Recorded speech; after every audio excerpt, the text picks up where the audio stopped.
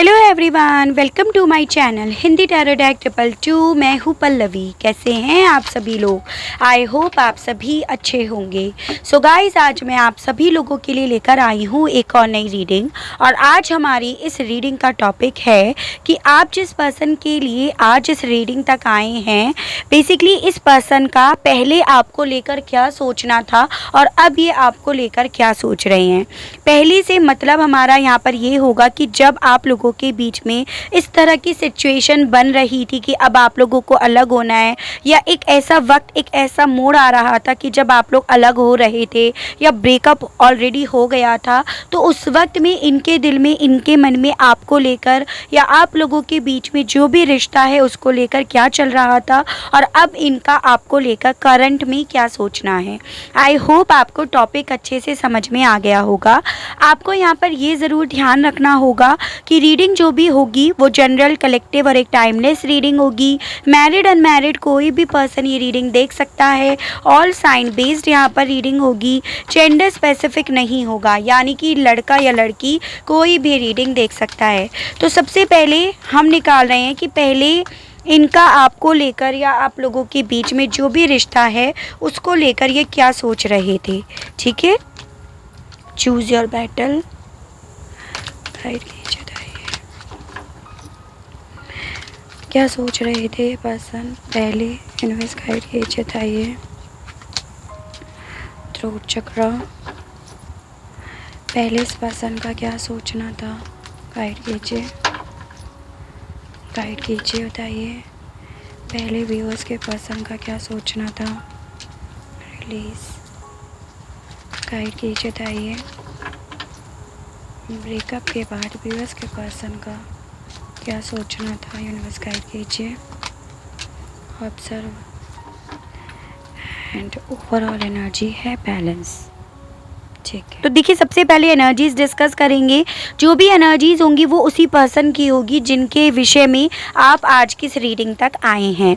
जैसे मुझे यहाँ पर दिख रहा है आपकी सजिटेरियस की एनर्जी, ये आपकी जेमिनाई की energy, Aries, Leo and Sagittarius, मेष, सिंह एंड धनु राशि, स्कॉर्पियो एंड ये आपकी पाइसेस की एनर्जी है। उसकी अलग हम टैरो से भी कार्ड्स अभी और निकालेंगे तो देखा जाएगा कि और कौन कौन सी एनर्जीज हैं। ठीक है, तो सवाल पर आते हैं कि जब आप लोगों के बीच में ब्रेकअप हो रहा था या इस तरह के हालात बन रहे थे तो उस वक्त में ये पर्सन क्या सोच रहे थे, किस तरह की चीज़ें इनके मन में उस वक्त में चल रही थी। देखिए बेसिकली मुझे यहाँ पर ये दिख रहा है कि कहीं ना कहीं ये पर्सन ना उस वक्त में आपसे जो भी चीज़ें कह रहे थे, जो भी बोल रहे थे, वो काफ़ी मैन्युपुलेटिव वे में था। यानी कि ये पर्सन आपके सामने जो भी प्रेजेंट कर रहे थे वो एक्चुअली में सही चीज़ें आपके सामने प्रेजेंट नहीं कर रहे थे।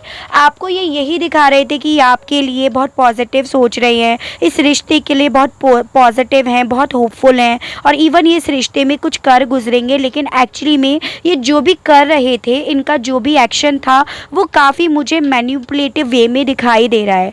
यानी कि पहले जो भी ये पर्सन कर रहे थे या जो भी आपको प्रेजेंट कर रहे थे, दोनों चीज़ों में बहुत फ़र्क यहाँ पर दिख रहा है। इस पर्सन के मन में बेसिकली उस वक्त में बहुत सारी कैलकुलेशन चल रही थी, उस चीज़ का स्ट्रेस ले रहे थे और कहीं ना कहीं ये पर्सन उस चीज़ में अपने आप को काफ़ी डिफेंड करने पे लगे पड़े थे, बजाय आपके साथ इनका जो भी रिश्ता है उसे सेफ करने के लिए। यानी कि जैसे इनके सामने दो लड़ाइयाँ थी, उस वक्त में आपके लिए जीतना था या आपके अगेंस्ट इन्हें जीतना था, आपके अगेंस्ट इन्हें जाना था। तो इन्होंने ऑलरेडी अपनी बैटल, अपनी लड़ाई चुन ली थी। वो थी आपको रिलीज़ करना, आपके साथ के रिश्ते का डेथ करना। इन्होंने किसी और को प्रायोरिटी देना उस वक्त में ज़्यादा इम्पॉर्टेंट समझा, किसी और के साथ बैलेंस बनाए रखना, किसी और की बातों का मान रखना, सम्मान रखना, उस चीज़ को इन्होंने उस वक्त में ज़्यादा प्रायोरिटी दी। और ये आपको कहीं ना कहीं एक पॉइंट पर सिर्फ और सिर्फ गलत बोलते रहे, मैन्युपुलेटिव वे में बोलते रहे। तो जो भी इन्होंने आपको प्रेजेंट करा है पास्ट में, चाहे कोई एक्सक्यूज़ करा हो, चाहे कुछ भी ना करा हो, तो वो सब चीज़ें मुझे यहाँ पर कहीं ना कहीं इस पर्सन की मैन्युपुलेटिव वे में दिखाई दे रही हैं। और यहाँ पर ये भी दिखाई दे रहा है कि इस पर्सन ने ऑलरेडी इस रिश्ते को रिलीज़ करने के विषय में दिमाग से सोच लिया था। बिल्कुल पूरी तरह से इन्होंने डिसीज़न ले लिया था कि इन्हें आपके साथ के रिश्ते का डेथ करना है और इन्हें अपनी लड़ाई कहीं और लड़नी है या इन्हें आपके लिए नहीं अपने लिए लड़ना है, ये इस पर्सन के साथ के लिए लड़ना है। अब ये जो भी पर्सन है जिनके लिए ये लड़ने के विषय में या जिनके मान को रखने के लिए ये पर्सन उस वक्त में लड़ रहे थे, तो वो कहीं ना कोई थर्ड एनर्जी दिख रही है। हो सकता है कैरियर, अपने कैरियर को बनाए रखने के लिए, अपने परिवार के मान और सम्मान को बनाए रखने के लिए। तो यहाँ पर या फिर अगर आप किसी ऐसे पर्सन के साथ डील कर रहे हो जो ऑलरेडी मैरिड है, तो उनकी उस रिलेशनशिप में बैलेंस बनाए रखने के लिए ये पर्सन डेफिनेटली आपके सामने जो भी प्रेजेंट कर रहे थे, जो भी एक्सक्यूजेज़ इन्होंने प्रेजेंट करे हैं, वो काफ़ी मैनिपुलेटिव वे में हैं और काफ़ी गलत थे। ये चीज़ें दिख रही हैं। उस वक्त में ये पर्सन कहीं ना कहीं आपको मन से, दिमाग से सब चीज़ों को ऑब्ज़र्व करके ऑलरेडी सरेंडर कर चुके थे, सेक्रीफाइस कर चुके थे, क्योंकि उस वक्त में इस पर्सन ने सारी चीज़ें दिमाग से ली, सब चीज़ों को ऑब्ज़र्व करा, समझा और आपके साथ के रिश्ते को इन्होंने ऑलरेडी मन से, दिल से, दिमाग से सरेंडर कर दिया था। तो ये पर्सन उस वक्त में आपको जो भी कैलकुलेशन करके दिखा रहे थे, जो भी एक्सक्यूज़ेस बनाकर दिखा रहे थे, वो बेसिकली सब गलत यहाँ पर दिख रहा है।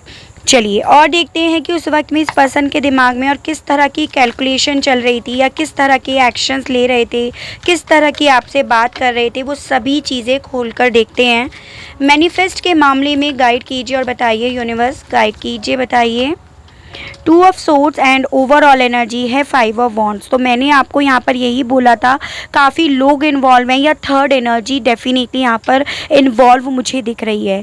जेमिनाई, लिब्रा एंड एक्वेरियस, मिथुन, तुला एंड कुंभ राशि and Aries, Leo and Sagittarius, मेष, सिंह एंड धनु राशि। नंबर 5 यानी कि मई मंथ मुझे इम्पॉर्टेंट दिख रहा है।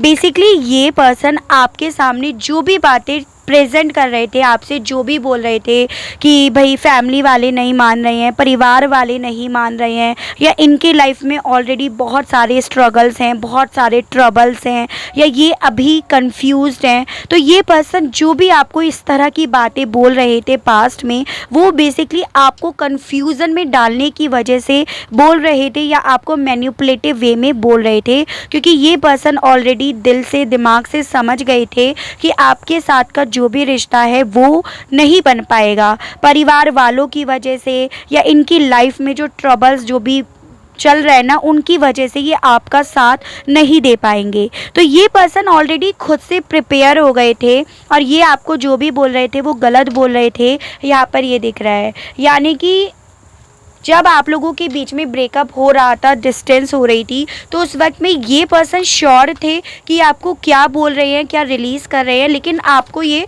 कन्फ्यूज़न में डाल रहे थे। ये यहाँ पर है, ठीक है।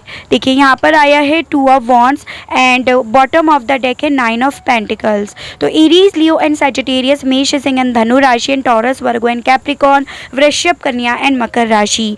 तो बेसिकली उस वक्त में इस पर्सन ने ऑलरेडी अपनी लड़ाई चुन ली थी। आपको ये दिखा रहे थे कि ये कन्फ्यूज्ड हैं, इन्हें किस डायरेक्शन को चुनना है, ये इस चीज़ को लेकर अभी समर्थ नहीं है, या फिर कहीं ना कहीं इन्होंने आपके ऊपर किसी तरह का ब्लेम लगाया, चाहे वो छोटा मोटा हो, लेकिन उस चीज़ को इन्होंने बहुत ज़्यादा तूल दी। जैसे कि कोई आपका पास्ट का पर्सन इनके सामने आया, आप उससे क्लोज नहीं थे, ये चीज़ें ये जानते थे, समझते थे, लेकिन इस पर्सन ने उस चीज़ को ज़्यादा प्रायोरिटी दी, ज़्यादा अहमियत इसीलिए दी, उसे ज़्यादा ब्लेम के पॉइंट ऑफ व्यू से इसीलिए आपके सामने प्रेजेंट किया, या कह सकते हो इसीलिए इन्होंने एक लड़ाई का मैदान प्लॉट किया ताकि ये अपने आप पर काम कर सके, ताकि ये आपसे दूर जाने का डिसीज़न ले सके, या इनके पास एक एक्सक्यूज़ हो सारे ब्लेम सिर्फ और सिर्फ आपके ऊपर डालकर अपने आप को फ्री करने के लिए, ठीक है, अपने आप पर वर्क करने के लिए, अपने आप से प्यार करने के लिए, फिर चाहे वो कैरियर हो। यानी कि इस पर्सन ने कहीं ना कहीं पास्ट में एक सेल्फिश वाला गेम आपके सामने प्लॉट करा है। ये चीज़ें दिख रही हैं जिससे आप पूरी तरह से अनजान थे, ठीक है, क्योंकि यहाँ पर देखो शुरू में ही पहला ही कार्ड आया मैनिफेस्ट, यानी कि ये पर्सन डेफिनेटली जो चीज़ें आपको बोले थे जब ब्रेकअप हो रहा था तो बहुत मैनिपुलेटिव वे में बोले थे और सिर्फ अपने आप को ध्यान में रखकर ये यहाँ पर दिख रहा है, ठीक है। थ्रोट के मामले में गाइड कीजिए, बताइए यूनिवर्स। पास्ट में व्यूअर्स के पर्सन की क्या सोच रही थी इस रिश्ते को लेकर, गाइड कीजिए और बताइए।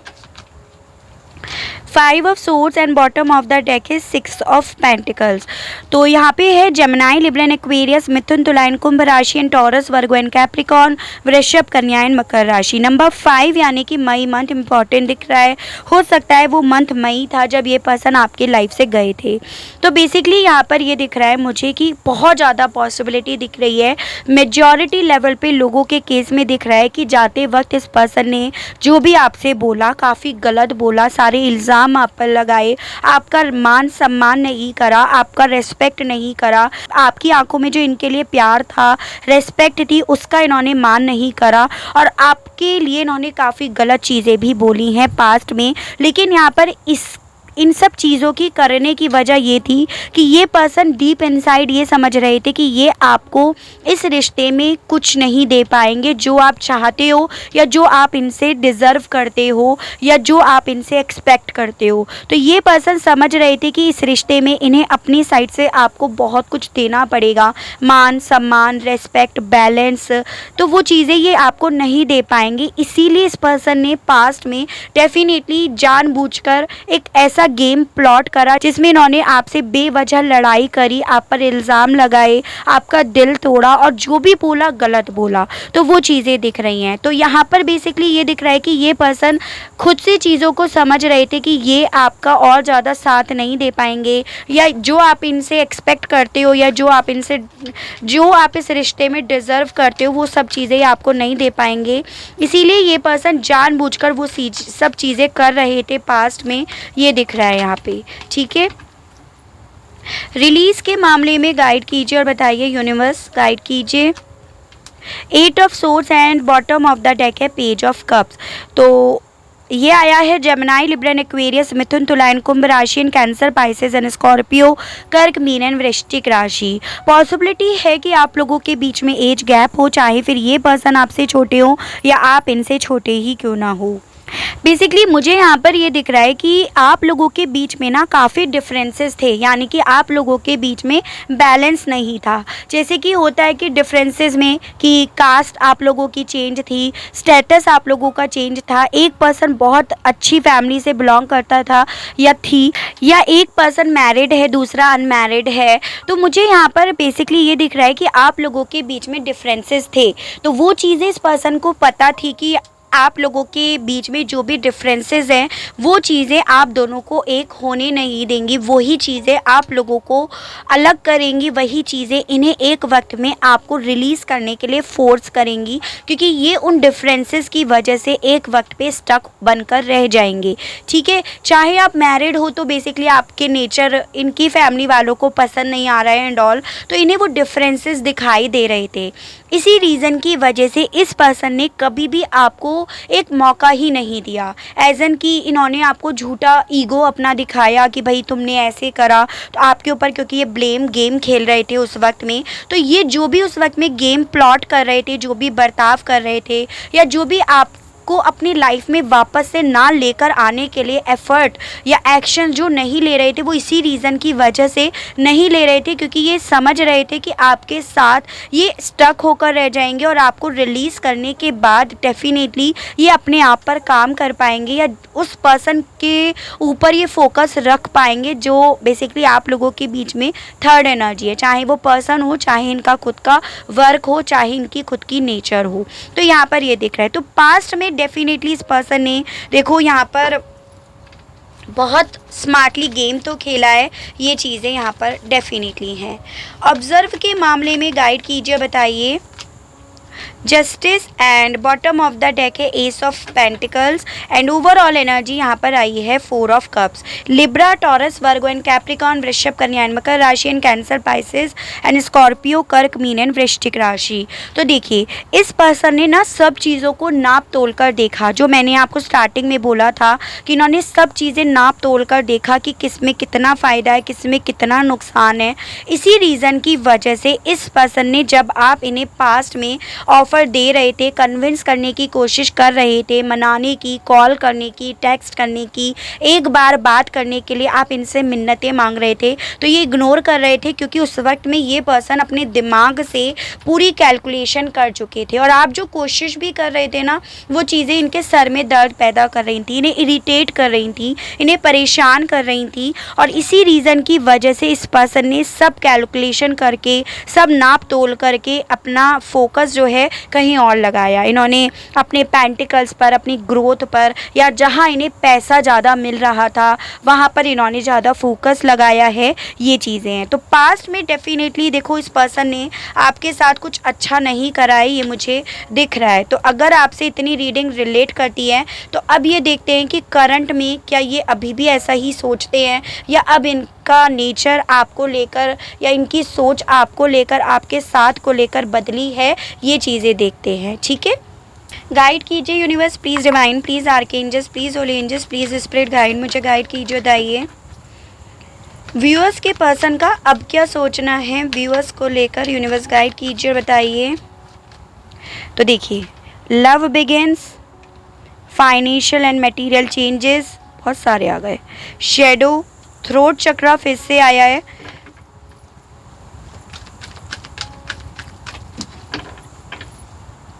नंबर 5 मुझे आपके लिए इम्पॉर्टेंट दिख रहा है, यानी कि आपका मई मंथ। तो आप मुझे बताइएगा, क्योंकि काफ़ी बार नंबर 5 आप लोगों के लिए आ चुका है, तो ये किस तरह से आपसे रिलेट कर रहा है। ठीक है, foundations and achievement and overall energy है चूज़ वाइजली।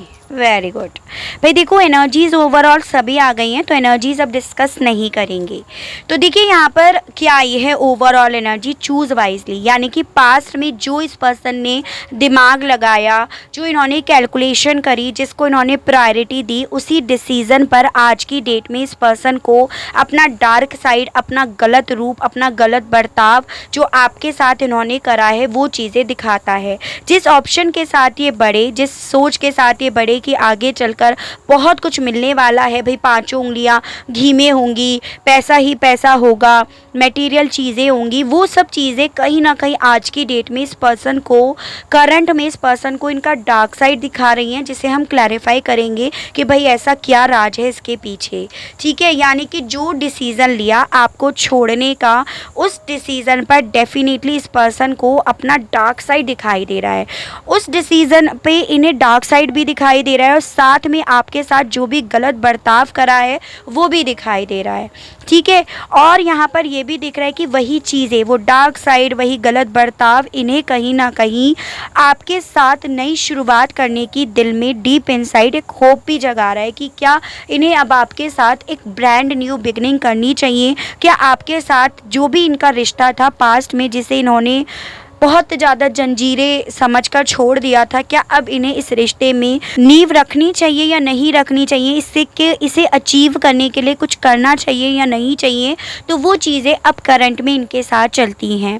कहीं ना कहीं मुझे यहाँ पर ये दिख रहा है कि जिस पैसे को प्रायोरिटी देने के लिए इन्होंने आपको धोखा दिया, उसमें किसी तरह का तो बदलाव यहाँ पर आया है। जो पाँचों उंगलियाँ कल तक घी में थी, आज की डेट में वही घी खौलता हुआ मुझे नज़र आ रहा है। और जब खौल रहा है और उसमें पाँचों उंगलियां हैं, तो आप समझ सकते हो कि वो उंगलियां इनकी जली हुई हैं, जिस रीज़न की वजह से इन्हें अपना डार्क साइड दिखाई दिया। आपसे कही हुई एक एक गलत बात जो आपके दिल को चीर कर चली गई, जो ब्लेम्स आपके ऊपर डाले, जो आपके दिल को चीर कर चले गए, उस दिल को ये पर्सन वापस से जीतना चाह रहे हैं, या उस दिल के साथ ही वापस से एक नई शुरुआत करना चाह रहे हैं आज की डेट में। तो वो वजह देखते हैं भाई, जानना ज़रूरी है कि ऐसा क्या हुआ है इनकी लाइफ में, या ऐसा क्या ये सोच रहे हैं अब करंट में आपको लेकर, या आप लोगों के बीच में जो भी रिश्ता है उसको लेकर। ठीक है, गाइड कीजिए universe, please divine, please archangels, please holy angels, please spirit guide, मुझे गाइड कीजिए, बताइए लव बिगिंस के मामले में मुझे बताइए यूनिवर्स, व्यूअर्स के पर्सन का अब क्या सोचना है। क्यों अब ये रिलेशनशिप में वापस आना चाहते हैं, क्यों अब ये नई शुरुआत करना चाहते हैं इसी रिश्ते में, क्यों ये बढ़ना चाहते हैं अब, गाइड कीजिए। Two of cups and bottom of the deck है 7 ऑफ सोर्ड्स। तो बेसिकली यहाँ पर ये दिख रहा है कि पहली चीज़ तो ये पर्सन ना अब आपके साथ अपना एक सोल लेवल तक कनेक्शन समझते हैं। इस पर्सन ने जो बैटल सेलेक्ट करी थी, ये 7 of wands and 7 of wands same यहाँ पर है, यानी कि इस पर्सन ने जो स्मार्टली डिसीज़न लिया था, जो ऑप्शन सेलेक्ट करा था, उस डिसीज़न के साथ इस पर्सन को सिर्फ और सिर्फ स्ट्रेस मिला है।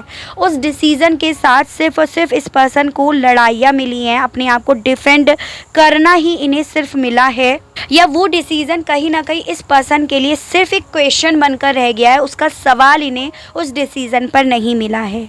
जिस रीज़न की वजह से इस पर्सन को समझ में आया है कि भाई आपको बैलेंस देना ज़्यादा इजी था, ज़्यादा आसान था या ज़्यादा सही था, बजाय इस डिसीज़न के साथ चलने के बजाय इस बैटल में लड़ने के। तो कुछ इस तरह की चीज़ें इनके साथ हुई हैं, जिस रीज़न की वजह से ये आपके साथ एक नई शुरुआत करना चाह रहे हैं।